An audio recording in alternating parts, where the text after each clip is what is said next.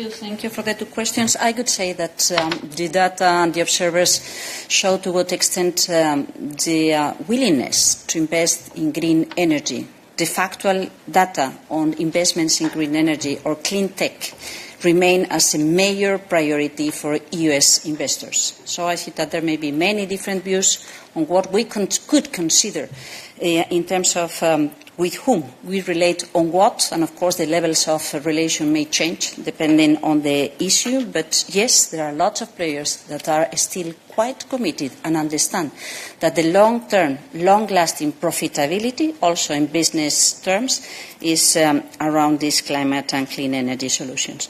Dealing with the deforestation regulation, well, you know that in these days we have already learned that more than 8 million hectares have been deforested last year. This is a terrible figure. And in fact, it shows to what extent this is a real concern, so to ensure that we can comply on a science-based approach with our climate, biodiversity and security goals. This means that, yes, of course, we need to work on learning, on tracking where and why deforestation takes place. Even more, if we are thinking about carbon credits in the international markets, we need to count on sound information.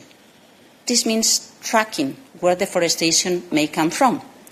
If we want to count on people, on consumers here in the European Union that understand what it means, we need to track what is deforestation and where it comes from.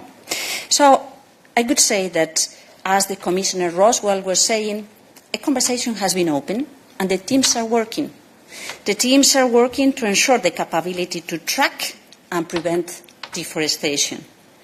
And of course, my preferred option could be to avoid any delay or to deregulate on something which is so critical. But as I said, people, teams, experts are working to come up with the best possible way forward.